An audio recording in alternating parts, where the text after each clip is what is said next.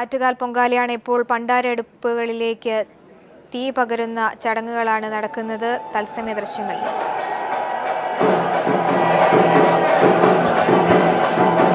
സ്വാമി, എല്ലാവരും കാത്തിരുന്ന ധന്യ മുഹൂർത്തം ഇതാ എത്തിയിരിക്കുന്നു.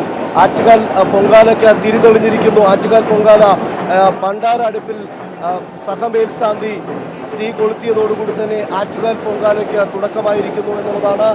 അല്പം മുമ്പാണ് ക്ഷേത്രം തന്ത്രി പരമേശ്വരൻ വാസുദേവ ഭട്ടതിരിപ്പാട് ശ്രീകോവിൽ നിന്ന് തീ പകർന്ന് മേൽശാന്തി അരുൺകുമാർ നൽകിയത്. അരുൺകുമാർ അവിടെ വലിയ തിടപ്പള്ളി അടുപ്പിലും ചെറിയ തിടപ്പള്ളി അടുപ്പിലും കത്തിച്ച ശേഷം സഹമേൽശാന്തിക്ക് കൈമാറുകയായിരുന്നു. ആ ദീപമാണിപ്പോൾ പച്ചപ്പുരയ്ക്ക് മുന്നിലായി ക്രമീകരിച്ചിട്ടുള്ള പണ്ടാര അടുപ്പിലേക്ക് പകർന്നിരിക്കുന്നത്.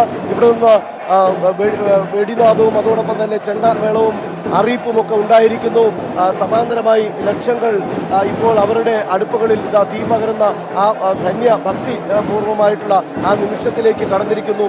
അമ്മേ നാരായണ, ദേവി നാരായണ, ലക്ഷ്മി നാരായണ, ഭദ്രേ നാരായണ മന്ത്രങ്ങൾ ഓരോ ഭക്തരും അവരുടെ നാവിൻ തുമ്പിൽ ഉരുവിട്ടുകൊണ്ട് അവരുടെ മനസ്സും ശരീരവും വ്രതം അനുഷ്ഠാനങ്ങളോടുകൂടി തന്നെ പൊങ്കാലയ്ക്ക് വന്ന അവർ ഇപ്പോൾ ആറ്റുകാൽ ദേവിയെ മനസ്സിൽ ധ്യാനിച്ചുകൊണ്ട് ആറ്റുകാൽ ദേവിയുടെ മന്ത്രങ്ങൾ ഉരുവിട്ടുകൊണ്ട് അവർ അവരുടെ ആ ഒരു മനസ്സിലുള്ള വിശ്വാസം ഊട്ടിയുറപ്പിക്കുന്ന തരത്തിൽ ആറ്റുകാൽ അമ്മയ്ക്ക് പൊങ്കാല അർപ്പിക്കാൻ, ആ പൊങ്കാല വിഭവങ്ങൾ ഒരുക്കാൻ ഇതാ തയ്യാറായിരിക്കുന്നു.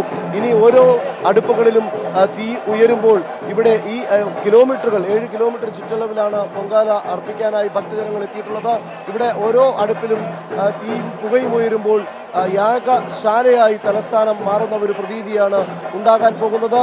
അതിനുശേഷമുള്ള മണിക്കൂറുകൾ അവർ തങ്ങളുടെ വിഷമവും അതുപോലെ തന്നെ സന്തോഷവും ദുഃഖവും അവലാതിയും പരാതിയും ഒക്കെ ആറ്റുകാൽ ദേവിയുടെ മുമ്പിൽ സമർപ്പിച്ചുകൊണ്ട് തങ്ങളുടെ മനസ്സിൽ ഒരു വർഷമായി സൂക്ഷിച്ചിരുന്ന ആഗ്രഹം സഫലീകരിക്കുന്ന അവരുടെ ഈ ക്ഷേത്രത്തിലെത്തി ആറ്റുകാൽ പൊങ്കാല ഓരോ വർഷവും അർപ്പിക്കാനെത്താം എന്നുള്ള ഒരു മനസ്സ് നിറഞ്ഞ പ്രാർത്ഥനയ്ക്ക് സാഫല്യം വരുന്ന ആ ഒരു നിമിഷമാണ് ഇപ്പോൾ വന്നിരിക്കുന്നത്. 1:30 പൊങ്കാല നിവേദ്യ ചടങ്ങുകൾ നടക്കുന്നത്. 250-ലധികം ശാന്തിമാരെയാണ് ഇക്കുറി പൊങ്കാല നിവേദിക്കാനായി ക്ഷേത്രത്തിൽ തന്നെ ഒരുക്കിയിട്ടുള്ളത്. പണ്ടാര അടുപ്പിൽ പൊങ്കാല നിവേദിച്ച ശേഷമായിരിക്കും മറ്റ് അടുപ്പുകളിൽ പൊങ്കാല നിവേദിക്കുക. കഴിഞ്ഞ വർഷത്തെ നിന്ന് നേരത്തെയാണ് ഇത്തവണ പൊങ്കാല നിവേദ്യ ചടങ്ങുകൾ നടക്കുക എന്നുള്ളത് ഏറെ പ്രത്യേകതയാണ്. കാരണം 1:30-ക്കാണ് പൊങ്കാല നിവേദ്യ ചടങ്ങുകൾ നടക്കുക. കാരണം ഇനി ഈ ആദ്യത്തെ മണിക്കൂറുകൾ പൊങ്കാല തയ്യാറാക്കുന്നതിൻ്റെ ആറ്റുകാൽ ദേവിക്കുള്ള നൈവേദ്യം തയ്യാറാക്കുന്നതിൻ്റെ ഒരു തിരക്ക് തന്നെയാണ്. അതിനുശേഷം വീണ്ടും ക്ഷേത്രത്തിലേക്ക് ഭക്തലക്ഷങ്ങളായിരിക്കും വീണ്ടും ദേവിയെ ദർശിക്കാനും ദേവിയുടെ മുന്നിൽ പ്രാർത്ഥിക്കാനും ഒക്കെയായി വീണ്ടും ലക്ഷക്കണക്കിന് സ്ത്രീ ഭക്തരായിരിക്കും ക്ഷേത്ര ദർശനത്തിനായി ഒഴുകിയെത്തുക. അപകടങ്ങൾ ഒഴിവാക്കുന്നതിന് വേണ്ടിയിട്ടുള്ള നിർദ്ദേശങ്ങൾ എല്ലാ ഭാഗത്തു നിന്നും നൽകിയിട്ടുണ്ട്. കാരണം പ്രത്യേകിച്ച് പൊങ്കാല അർപ്പിക്കുമ്പോൾ തീ പടരാനുള്ള സമീപത്ത് നിൽക്കുന്നവരുടെ വസ്ത്രങ്ങളിൽ തീ പടരാനുള്ള സാധ്യതയുണ്ട്. അത് കണക്കിലെടുത്തുകൊണ്ട് തന്നെയുള്ള നിർദ്ദേശങ്ങൾ വിവിധ ഭാഗങ്ങളിൽ നിന്ന് പോലീസും ഫയർഫോഴ്സിൻ്റെയും അതുപോലെ തന്നെ സന്നദ്ധ സംഘടനാ പ്രവർത്തകരുടെയും ഒക്കെ നിർദ്ദേശം പല ഭാഗത്തു നിന്നും നൽകുന്നുണ്ട്. അത്തരത്തിൽ എല്ലാ ഭക്തരും വളരെ സുരക്ഷയോടുകൂടി തന്നെ വളരെ ശ്രദ്ധയോടുകൂടി തന്നെ അവരുടെ പ്രാർത്ഥനകൾ അർപ്പിച്ചുകൊണ്ട് പൊങ്കാല അർപ്പിക്കണം എന്നുള്ള നിർദ്ദേശം എല്ലാ ഭാഗത്തു നിന്നുണ്ട്. അതിൻ്റെ ഭാഗമായി തന്നെ എല്ലാവരും അത്തരത്തിലുള്ള ഒരു സുരക്ഷാ ക്രമീകരണം ഒരുക്കുന്നുണ്ട്. പല ഭാഗങ്ങളിലും മെഡിക്കൽ ക്യാമ്പുകൾ സജ്ജീകരിച്ചിട്ടുണ്ട്. പ്രത്യേകിച്ച് ഞാൻ നേരത്തെ സൂചിപ്പിച്ചതുപോലെ ആദ്യ മണിക്കൂറുകളിൽ പുകയും തീയുടെ ചൂടുമൊക്കെ ഉയരുമ്പോൾ പ്രത്യേകിച്ച് ഇപ്പോൾ അന്തരീക്ഷം തന്നെ നല്ല ചൂടുകൊണ്ടെന്നുള്ള കാലാവസ്ഥാ നിരീക്ഷണ കേന്ദ്രം തന്നെ നേരത്തെ അറിയിച്ചിട്ടുള്ളതാണ്. ഭക്തർക്ക് നിർജ്ജലീകരണം പോലുള്ള അവസ്ഥയിലേക്ക് എത്തിച്ചേരാനുള്ള സാധ്യത ഉള്ളതുകൊണ്ട് കൂടുതൽ ജലം കുടിക്കണം എന്നുള്ള തരത്തിലുള്ള നിർദ്ദേശങ്ങൾ ആരോഗ്യവകുപ്പ് നൽകിയിട്ടിരുന്നു നേരത്തെ. അത്തരത്തിൽ നോക്കുമ്പോൾ ആ ഒരു ആദ്യ മണിക്കൂറുകളിൽ ഈ ചൂടും പുകയും ഒക്കെ കേൾക്കുമ്പോൾ ആളുകൾക്ക് ബോധം പോകുന്ന തരത്തിലുള്ള അല്ലെങ്കിൽ അസ്വസ്ഥത ഉണ്ടാകുന്ന പ്രശ്നങ്ങളുണ്ട്. ഇത് കൃത്യസമയത്ത് തന്നെ അത് അവർക്ക് വേണ്ട മെഡിക്കൽ സഹായം ലഭ്യമാക്കുന്നതിനുള്ള സജ്ജീകരണങ്ങളും വിവിധ ഭാഗങ്ങളിൽ നിന്ന് ചെയ്തിട്ടുണ്ട്. അത് എല്ലാ ഭക്തർക്കും ഒരു ആശ്രയമായിരിക്കും എന്നുള്ളത് തന്നെയാണ് ഈ ഒരു അവസരത്തിൽ നമുക്ക് പറയേണ്ടി വരുന്നത്. ലക്ഷങ്ങളെ സാക്ഷി നിർത്തിക്കൊണ്ട് ലക്ഷങ്ങൾ പങ്കെടുക്കുന്ന ആറ്റുകാൽ പൊങ്കാല ഇതാ ഇപ്പോൾ ഓരോ പൊങ്കാല അടുപ്പുകളിലും തീ പകർന്നിരിക്കുന്നു. ഇനി അവരുടെ ഓരോരുത്തരും ഏതൊക്കെ വിഭവങ്ങളാണ് ആറ്റുകാൽ അമ്മയ്ക്ക് നൈവേദ്യമായി സമർപ്പിക്കാനായി തയ്യാറാക്കുന്നതോ അതിൻ്റെ ആ ഒരു കർമ്മത്തിലേക്കാണ് കടക്കുന്നത്.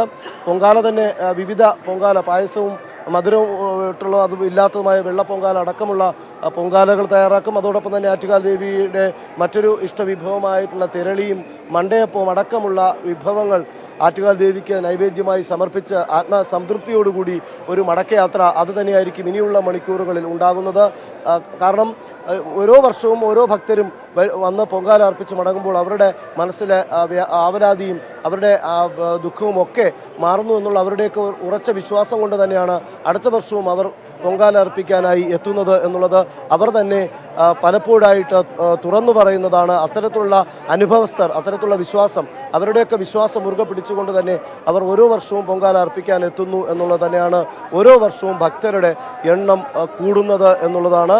എല്ലാ അടുപ്പുകളിലും ഇപ്പോൾ തീ പകർന്നിരിക്കുന്നു. ഇനിയുള്ള മണിക്കൂറുകളാണ് യഥാർത്ഥത്തിൽ ഭക്തർ അഗ്നിയിൽ നിന്ന് പരീക്ഷ നേരിടുന്ന ഒരു സമയമാണ് ഇനിയുള്ള ഒരു മണിക്കൂർ എന്ന് പറയുന്നത്. പുകയും എല്ലാ ഭാഗത്തു നിന്നും പുക, വലിയ ചൂട്, എല്ലാ അടുപ്പുകളിൽ നിന്നുള്ള ചൂട്, ഇതിനെയൊക്കെ മറികടന്നുകൊണ്ട് ഭക്തിയിൽ മാത്രം ലയിച്ചു നിന്ന് ആറ്റുകാലമ്മയുടെ ശ്ലോകം മനസ്സിലും ചുണ്ടിലും ഉറക്കയും ഒക്കെ ചൊല്ലിക്കൊണ്ട് അതിൽ മാത്രം ഉറച്ച് വിശ്വസിച്ച് ഈ പ്രതിബന്ധങ്ങളെയൊക്കെ കടന്നാണ് ഈ ക്ഷേത്രത്തിലെ ഈ ആചാരത്തിൽ പങ്കുകൊണ്ട് തങ്ങളുടെ ആവശ്യം അതനുസരിച്ച് തങ്ങളുടെ ഒരു ആഗ്രഹത്തിന് സഫലീകരിക്കും എന്നുള്ള ആഗ്രഹം സഫലീകരിക്കാൻ വേണ്ടിയിട്ടുള്ള ഒരു മുഹൂർത്തത്തിലേക്ക് തന്നെയാണ് ഭക്തലക്ഷങ്ങൾ എത്തിയിട്ടുള്ളത്.